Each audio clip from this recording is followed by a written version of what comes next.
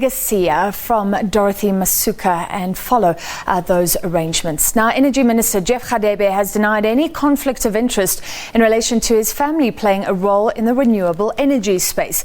Radebe is brothers-in-law with businessman Patrice Motsepe and President Cyril Ramaphosa.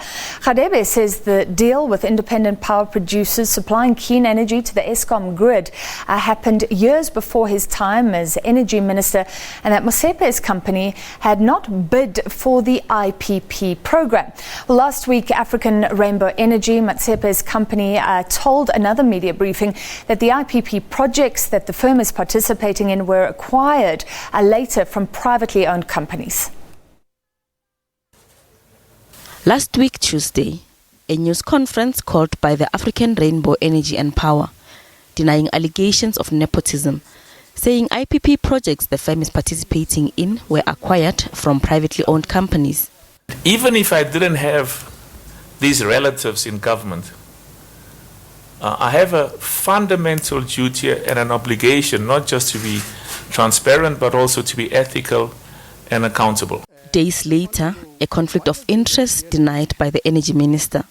I have no conflict of interest whatsoever, as it is evident from the report that I've just given you. The 27 IPP agreements that I signed in April 2018 was to execute what was already a decision that was taken by my predecessor, Minister Tina Jumat Peterson, way back in 2015 and 2016. As I understand it, by the IPP office will also allude to that point, because they are the ones who have the information. Even at that time, the person that you are referring to never bid for the IPP in any of those 27 IPP agreements. So the issue of a conflict of interest does not arise. Radebe says the tender process and the awarding of contracts in the Renewable Energy Independent Power Producers Program are fair, open and transparent. He says the assertion that Eskom incurs losses as a result of the IPP program is false and misleading, as the cost is passed on to the consumer. And without renewable energy, the current load shedding would be much worse. We should not discard the investment made in renewable energy to date. This program has not only secured additional megawatts of capacity, but also has opened multiple opportunities for us as South Africans to advance our manufacturing capacity and industrial development, as well as participate in the value chain of new technologies. Furthermore, it has shown how important clear and unambiguous policy and regulation is. The 3-year delay in signing the PPAs created market uncertainty, which South Africa cannot afford. The Energy Minister also denied Labour's claims that the IPP programs will cripple Eskom's liquidity position and threaten coal jobs, but an admission that the decommissioning of coal-fired power stations reaching the end of their operational life could lead to job losses. SABC News, Johannesburg. All right, let's discuss further. We're joined by energy expert Ted Blom. Thank you for being with us in studio, Ted. So can we sum up one of the big issues here? So African Rainbow Minerals is involved in IPP.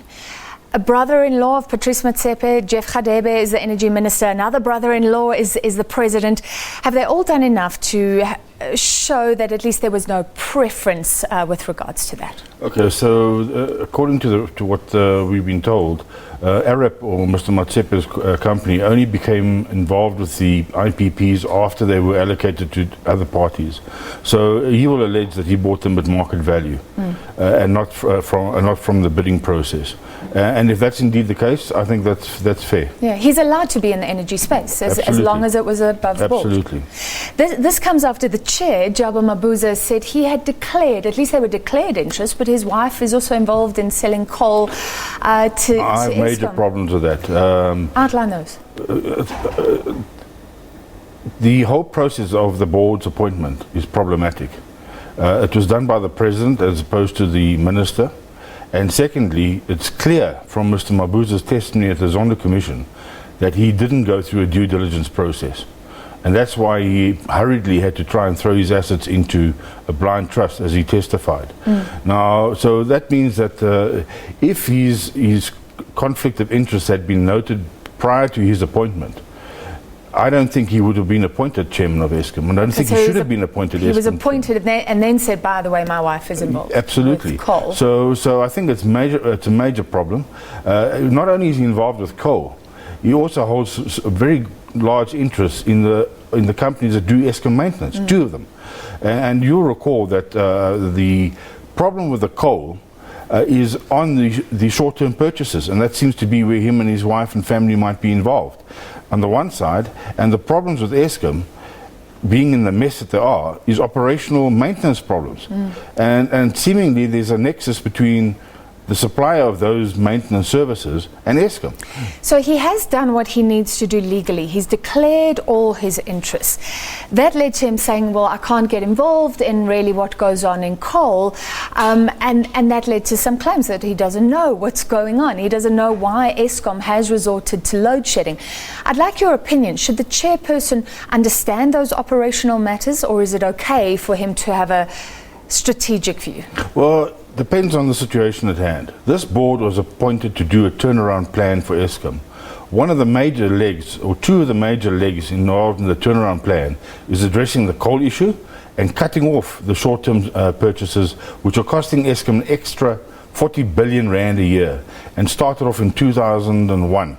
So it's been running for a long time. It's been rolled over without being sorted out at least 3 times. It's exactly where the Guptas got involved, and it's the area that is totally unregulated by the Eskom management. It's a free-fall. It's like the Wild West. That's the one area, and it's critical to the turnaround plan of Eskom and its finances, because if you sort out the extra wasted cost on coal, short-term coal purchases and transport, you would save Eskom 40 billion rand a year with which it can pay its debt. The second area is the maintenance side.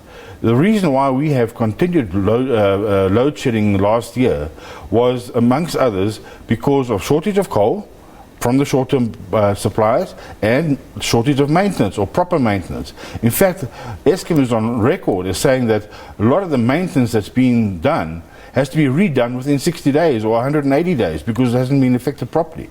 Now, I know it's very easy to throw stones when you're throwing them into a bush, and the facts will have to be sorted out. And that's why I've called for a full forensic audit of Eskom. And it seems to me this government is too scared to do that, because then all these hearings would have come out. Well, they are making it clear that there will be a chief reorganization officer, somebody looking at sustainable turnarounds before SOEs get money. Is that going far enough? Well, I'm not quite sure, because it sounds like, it's a good idea, primarily because the board has done a bad job. If the board had done a good job and we were qualified to do the job, we wouldn't even hear the name Eskom. So to appoint another party on top of the board and on top of the wise men and on top of the presidential task force and on top of the foreign task force, I mean, eventually, who's holding the can? Yeah. That's the one thing. Well, Eskom is a big problem. The second thing is there's no provision in the Companies Act for a CRO. So how are they going to get around that? Well, I don't know. I mean, it just seems to me that this government doesn't know what's going on at Eskom. It hasn't got a clue how to fix it up. It's too scared to do a forensic, and it's at wit's end. So it's just chopping around in the dark. So what you've outlined with coal, and we know that diesel is a huge problem, very expensive if you resort to diesel to keep the lights on. Now you think that green energy from the sun, from wind, is just wonderful, but there are claims around IPP. So let's assess what Jeff Radebe said today, that there will be no extra cost because of IPPs and no job losses because of IPPs. Okay, so I think the minister's playing with words.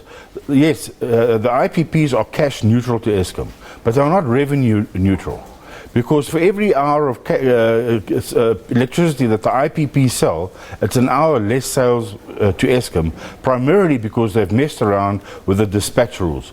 The IPPs are far more expensive. They're more than 15 times more expensive than coal from Eskom.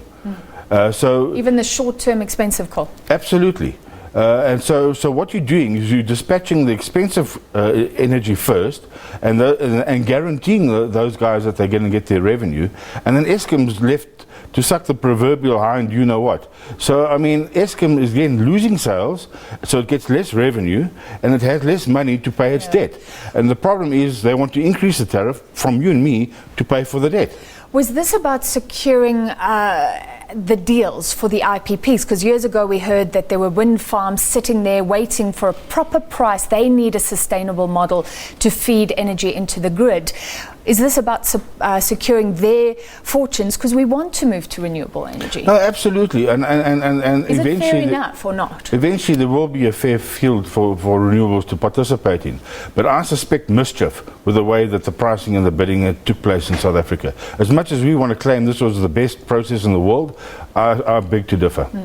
Because do you agree? We want renewable energy. Eventually, that yes. is the way we're going. But you're saying the process of doing it wasn't fair. Absolutely. You can only justify renewables if you have backup. Okay, because the renewables don't work 24 hours a day, 7 days a week.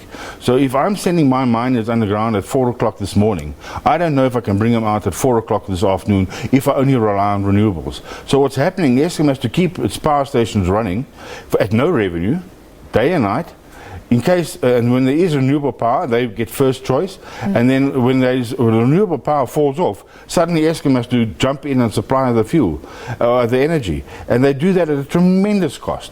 A tremendous cost, and that's part of the reason why Eskom's costs are through the roof and why they're breaking down, because they're revving the engine, they're taking their foot off. They're revving the engine, they're taking their foot off, as in the renewables come and go. And this grid and network has not been configured to handle the renewables. Okay, so this is a new problem. Let's just end off with where we are now. This plan to break Eskom up into three, we went through the budget. There were concerns that maybe Moody's would downgrade us again, downgrade Eskom again. Have we at least avoided that? Now have time to look at this and how to fix it? Okay, so I think there's two schools of thought. The one school of thought says that we have done enough in that so far as we haven't sold the family silver to bail out Eskom. But the fact of the matter is that the long-term contingency will anyway survive the elections and the Moody's current downgrade. So I'm not sure that until you sort out the problems, I don't think Eskom becomes sustainable. Are we kicking the can down the road again? Absolutely, absolutely. All right, thank you very much. Ted Blom, energy expert for us.